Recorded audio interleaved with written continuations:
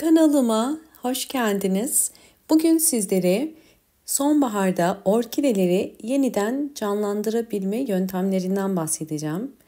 Eğer orkideleriniz yaz ayında hiç çiçek dalı çıkarmadıysa, sonbahar ayı orkideler için yeniden çiçek çıkarma dönemidir. Bu mevsimde özellikle orkideler çiçek dalı çıkarırlar. Bu yüzden sonbahar ayında bol bol gübreler vermeniz gerekiyor orkidelerinize. Hemen sizlerle birlikte orkideleri yeniden çiçek açmasını sağlayacak gübre tarifime geçmek istiyorum.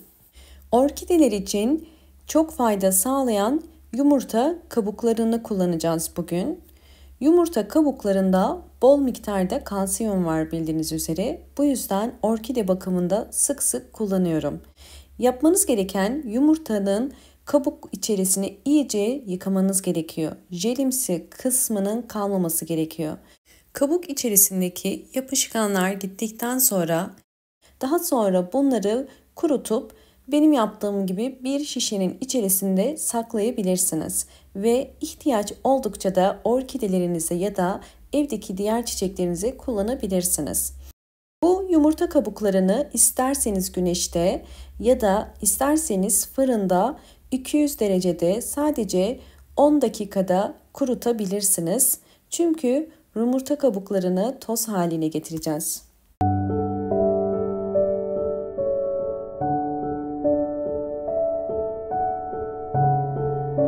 Evet, bakın yeterince kurudu ve fırından çıkardım. Hemen size göstermek istiyorum. Bakın elinizle ufaladığınız zaman rahatlıkla ufalanıyor. Bu bizim için yeterli. Şimdi yumurta kabuklarını bir robotun içerisine koyacağım. Bütün yumurta kabuklarını robotun içerisine koyup burada toz haline gelinceye kadar çekeceğim.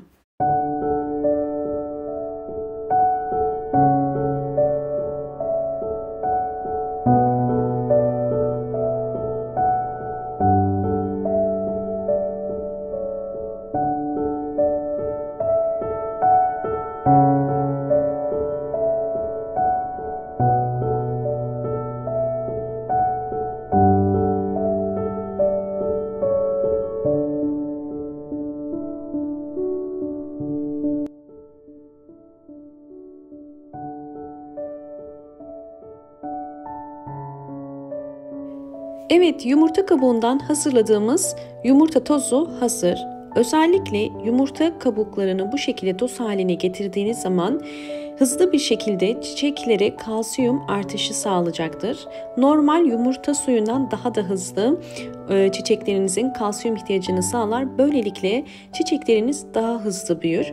Bu karışımı sadece orkideler için değil, bütün çiçeklerinize kullanabilirsiniz. Çok faydasını göreceksinizdir. Şimdi sizlere nasıl hazırlayacağımı da göstermek istiyorum. Öncesinde eğer videomu buraya kadar izlediyseniz ve videomu beğendiyseniz hemen beğen tuşuna basıp kanalıma abone değilseniz bana destek olmak için abone olursanız mutlu olurum. Yumurta kabuklarını bu şekilde toz haline getirdikten sonra bir şişenin içerisine koyup aylarca bunu saklayabilirsiniz ve ihtiyaç oldukça da çiçekleriniz için pratik bir şekilde kullanabilirsiniz.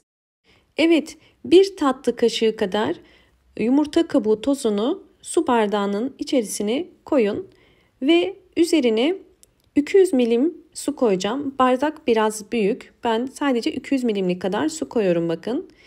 Özellikle kaynar su koydum ki içerisindeki vitaminler daha hızlı suyun içerisine geçsin. Ve bu suyun soğumasını bekleyeceğiz. Soğuduktan sonra çiçeklerimiz için kullanabiliriz. Evet, suyumuz soğudu bakın. Şimdi 200 milimlik suyu bakın çiçeklerime veriyorum.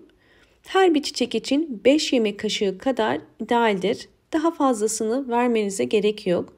Bakın görüyorsunuz altında suyu birikiyor ve bu suyu ile akşama kadar bekletebilirsiniz. 5 yemek kaşığı kadar suyu zaten orkideler çekecektir. Özellikle bu karışımı kullanırken kullanım aralığı da önemli. 15 günde bir bu karışımı kullanabilirsiniz. Sizlerle bu orkidemin tüm gelişimlerini, aylar içerisindeki gelişimlerini paylaşacağım.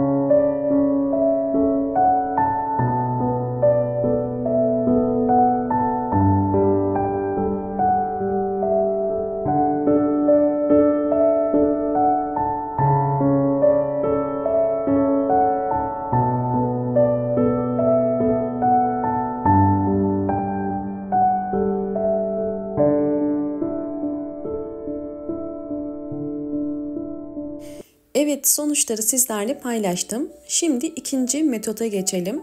Orkideleri yapraktan gübreleme.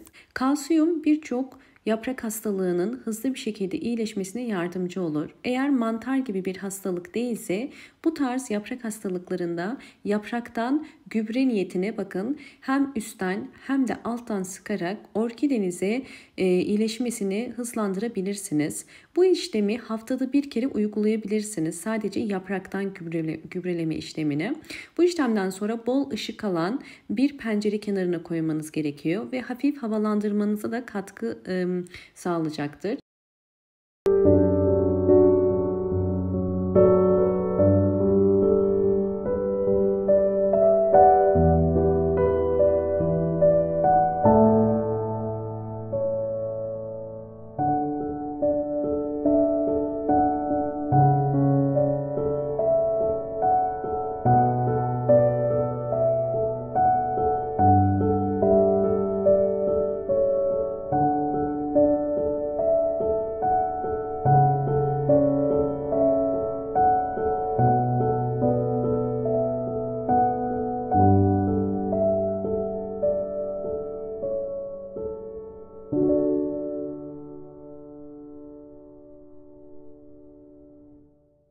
Evet, sizlerle orkide yapraktan gübreleme ve orkideye köklerine gübre verme yöntemini gösterdim.